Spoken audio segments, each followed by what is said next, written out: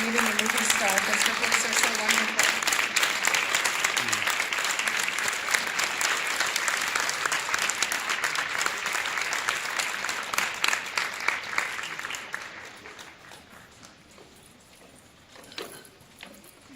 Thank you. And good morning and welcome to this wonderful NABE once more. There's a popular saying that affirms that the two most important days in your life, in one's life, are the one in which you were born and the day in which you discover why. That is to say, what is the purpose of the life you receive? In what way will the world be a better place because you lived in it? How will others have benefited from your existence? I like to think that for all of us here, one of the most important days in our life was when we decided to become educators, and the other when we discovered or rediscovered why. And I do place emphasis on rediscovery because a very common experience is that we become educators with the noblest of goals. No one does it for the money, I'm sure. No one does it for the prestige. Our society has not learned to give us the prestige educators deserve. We become educators because of dreams, ideals, visions within us. But then bureaucracy and decisions made by people outside the classroom, outside of education, many times erode those goals as our work becomes constrained, deprived of its essence, and farther from the reasons we chose this profession in the first place. Life is inevitable, very brief. Take it from me, I know how close I am to its end. And there is no way to rewind it and live it again. And while most of you still have the majority of your life ahead of you, I feel the need to call your attention to the value of each year, of how rapidly they go, and the significance of reaching the end of your life, feeling at peace with how you spend your days, where you place your energy, what you decided to struggle for, the decisions you were willing to make, the courage with which you were willing to defend your convictions, the risks you're willing to take each day to do the best for the students that depend on you. The technological and scientific advances of this last century have fostered the belief that there are formulas and solutions to all circumstances. We refuse to accept barriers to our exploration of space, nor limits to the speed we expect our trains, our cars, our internet search engines to achieve. We continue to search for energy sources and for a cure for cancer, and all of these are valuable endeavors. Unfortunately, in our field of education, we're led astray when we believe that there is a method, a technique, a set of standards, or a battery of tests that will be the answer to all our students' needs.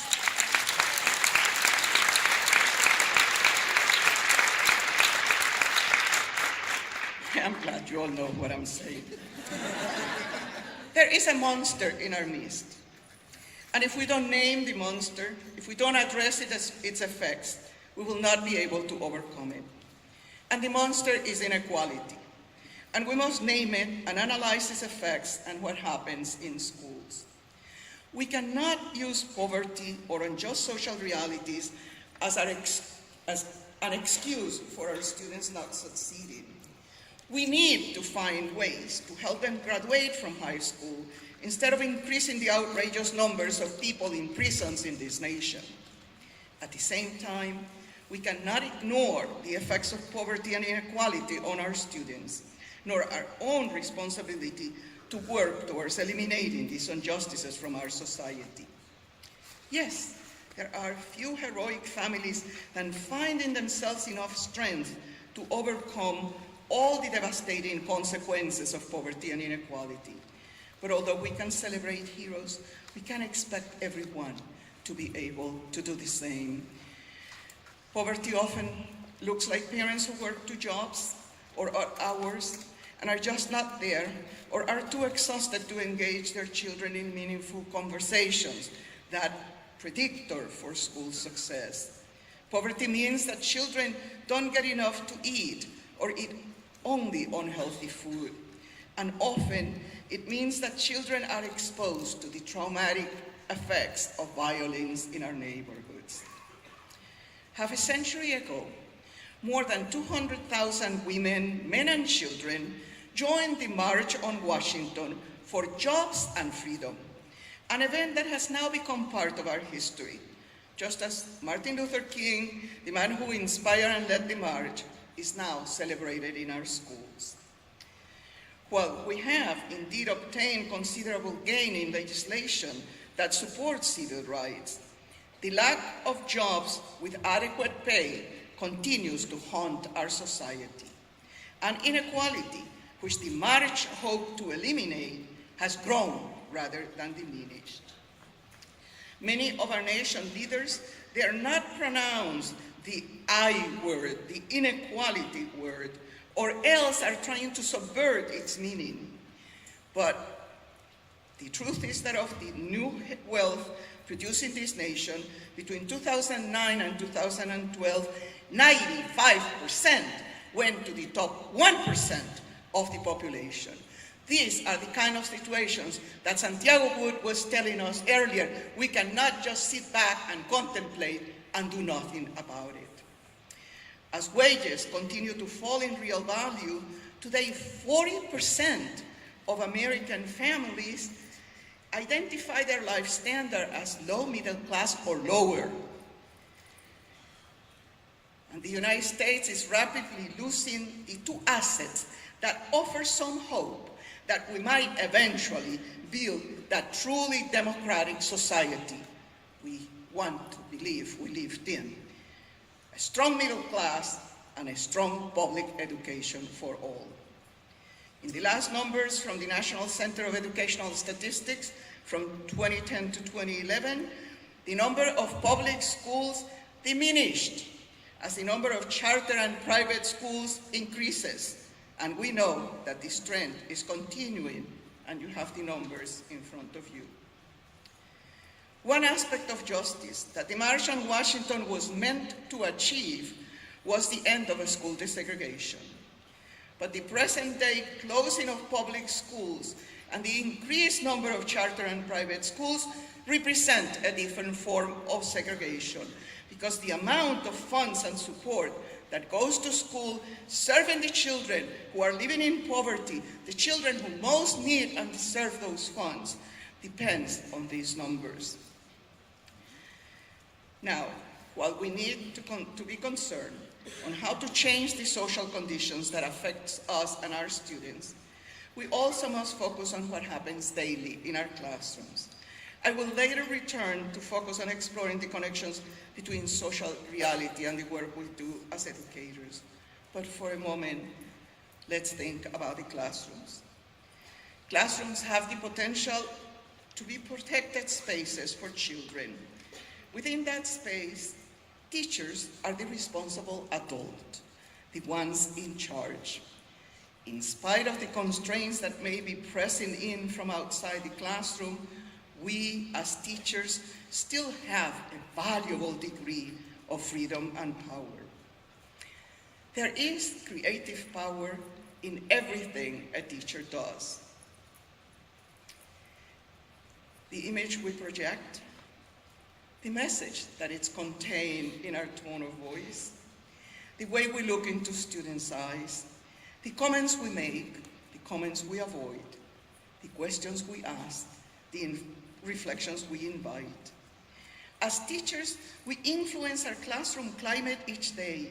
When we're able to walk into the classroom projecting enthusiasm and alertness, serenity, assurance, we offer the possibility of connection and success. There is power in a teacher's voice. The way in which we simply pronounce a student's name can convey a message of care, of appreciation, of joy, of possible expectations. or it can also convey a message of impatience, of boredom, of annoyance, or even indifference. There is power in how we as teachers organize the day. We can choose to take a few minutes at the beginning of the class, at any age or grade level. Believe me, I did this in my doctoral classes too, with a gift to the students, a poem, a song, a saying, the sharing of a personal anecdote, a moment of reflection. It is in our power to do this as teachers, and it conveys the message that true learning is taking place. No matter how full our schedules may be, these few minutes can help us connect with our students and focus our intentions for the rest of the day. It is also in our power as teachers to ensure that the questions we ask are thought-provoking, that we are encouraging dialogue, that we are recognizing students' lives and experience as valuable sources, as funds of knowledge. As teachers, we can choose to present information as content to be learned, or we can choose to construct knowledge together with our students, a knowledge that will include the information we want to convey, but will not end there, because it is enriched through dialogue. Dialogue where students compare and contrast this new knowledge being presented with their own previous experience, where we encourage students to reflect upon the meaning of what they're learning, to explore and understand conflicts and its roots, to discover that there are always alternatives, to realize that learning can be empowering both in the present moment and in the future, that learning should help us become better human beings, more able, more capable, stronger, more truthful. None of this is outside our possibilities as teachers. It does take some time and effort to awaken students' abilities to reflect. But once they are engaged in the process, they will continue to do this spontaneously whenever new content is presented. And we hope that this means that they will continue to do this for the rest of their lives. As Yeats poetically suggested when he wrote, "Education is not the feeling of a pail, but the lightning of a fire." One of the great disservices in education today consists of curriculum and educational plans and materials that are written as if all the weeks of the year were equal. They are not. Time must be allotted at the beginning of the year, at the beginning of different processes, for students to develop certain skills and habits that will become easier with time. Time is always such a problem when we talk about education. I don't have time to do this. Well, time well invested at the beginning of a process will mean later accelerated results. But of course, for this to happen, our goals need to be clear. If our goal is not to give the students cut flowers, but instead to teach them how to grow their own plants, as John Gardner reminded us, we may need to reconsider how much transmission of information without the corresponding critical analysis we still allow in our classrooms. I am not recommending that we stop providing factual information. What I am recommending is that we focus on how to use information to generate true learning. To light the fire, to contribute to our shared human future, our goals as educators must include the education of the whole human being. As Maria Montessori reminded us with her characteristic clarity, her words from over half a century ago continue to be relevant today. If education is always to be conceived along the same antiquated lines of a mere transmission of knowledge, there is little to be hoped from it in the bettering of humanity's future. For what is the use of transmitting knowledge if the individual's total development lags behind? This development of the whole human being includes not only helping students construct meaning by connecting new knowledge to what they already know, not encouraging the practice of critical reflection, as powerful and necessary as those objectives are. It also must include the universal values that are so frequently neglected, as the Dalai Lama laments when he says, "I have always had this view about the modern education system. We pay attention to brain development, but the development of warm-heartedness we take for granted." Or in Cesar Chavez's words, when he says real education should consist of drawing the goodness and the best out of our own students. What better books can there be than the book of humanity? There are some people who, like Oscar Wilde, may believe that nothing that is essential can be taught. Yet, as the saying goes, attitudes are caught, not taught. It's worth remembering that our personal example influences those around us all the time. And I dare say that personal example, when authentic, is the most powerful of all pedagogies. Good teachers can be very successful at helping students learn, particularly when they're willing to learn alongside their students. Yet all of us, whether we want it or not, whether we're aware of it or not, are always teaching something. And what we're teaching is who we are, how we behave, what principles we practice.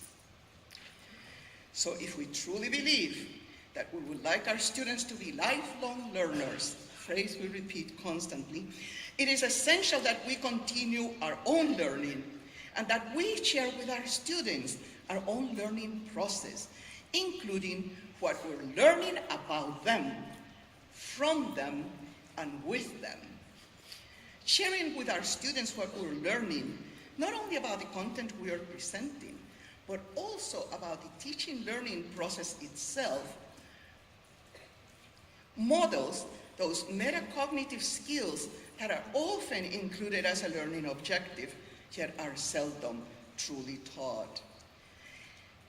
If we would like to see our students become engaged readers, it will be helpful to share with them the excitement that books bring into our own lives.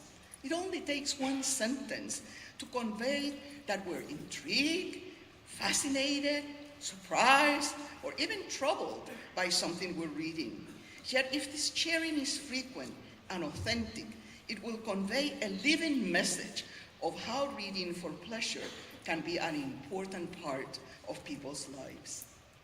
If we believe in the power of language, in the value of bilingualism, we can find ways to continually enrich our own knowledge of the language or languages we speak. And when we share the discovery of nuances we had previously ignored, we can proudly use our minority language in contexts where students can see us using these languages. Then we're also encouraging students to use them and to grow in their knowledge of them. If we recognize the connection between language and culture, we can make sure to continue learning about the home cultures of our students, and we can let them know about our own learning process and the value we find in it.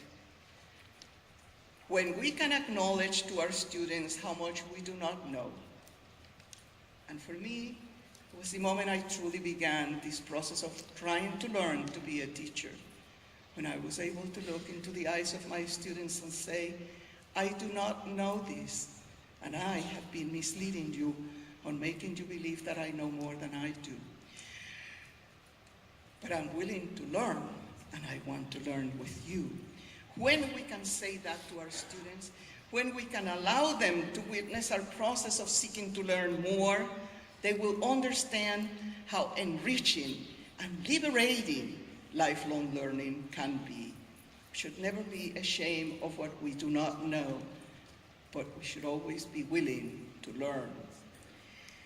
Yet, yes, students can benefit from the shelter their classrooms provide, but our classrooms cannot be isolated. Students live in the world outside the classroom, and that world has effects on them. What they receive from that protected environment of our classrooms need to then be transformed into strength, courage, determination, confidence, and skills that will allow them to navigate the difficulties of their world. Henry Giroux has pointed out how schools manage to transform a social problem into an individual one. The social conditions of poverty and their constricting effects on young people's possibilities for success are ignored and remain unchecked, as we instead focus on assigning measures of success or failure to individual students, attempting to quantify intelligence, curiosity, creativity, and the spirit of learning, all of that which cannot be reduced to numbers.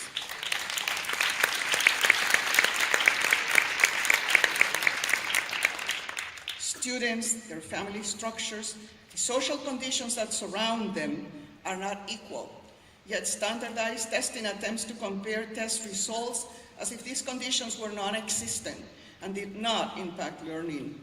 This absurdity becomes extreme when children are tested in languages they're still developing, as when children whose primary language is Spanish and who have not yet developed a level of academic English that would put them on an equal basis with their English-speaking peers are tested in English rather than in Spanish, and I would say adding insult to injury.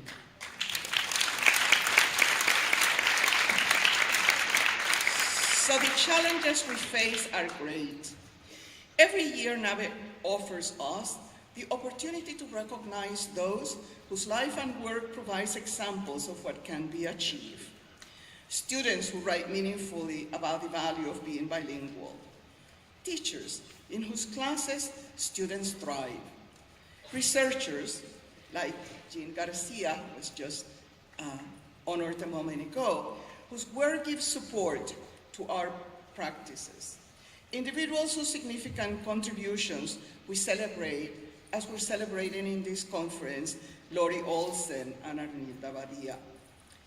I'm deeply grateful for all their valuable contributions to our field, and would like to share with you, and will do so in a minute, a particular example that has been inspiring to me and that I believe will be useful to you. If the work we do within our classrooms is going to have any measure of effectiveness, we cannot ignore the world outside the school. And social issues cannot be presented only as issues in the past. We cannot celebrate the March on Washington while ignoring the inequality that exists today. We cannot celebrate Martin Luther King or Cesar Chavez while ignoring the fact that the goals they gave their lives to are far from being reached today. I know that this may sound like a tall order. Engaging in the work of social change is not something we can do on our own, and I encourage you to find among your colleagues those who will join you in solidarity. I also want to offer a resource and a sort of support for bringing more dialogue on social issues into your classroom.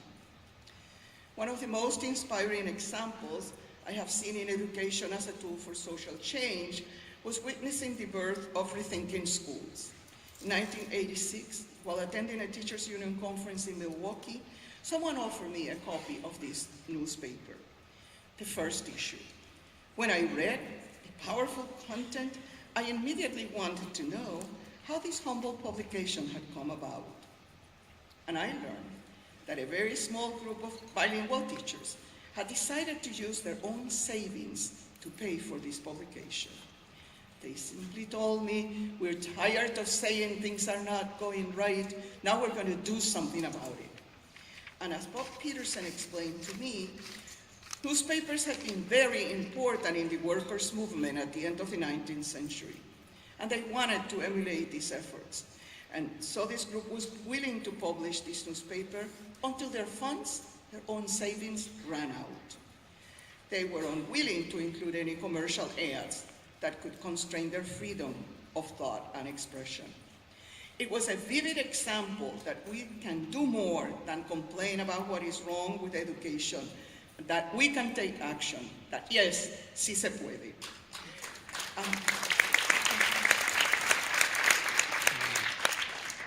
was not the only one to be impressed by Rethinking Schools, which continues to be published now, 28 years later, as a magazine in print and online, with 7,000 subscribers in all 50 states and 10 Canadian provinces. In 1991, they published their first book, Rethinking Columbus, which has now sold over 300,000 copies. I got this information from them because I wanted to share it with you. Now there are 20 books in print, and all with the same strong focus on social justice and multicultural education. The strength of all Rethinking Schools publication is their authenticity, the value of the content offered, and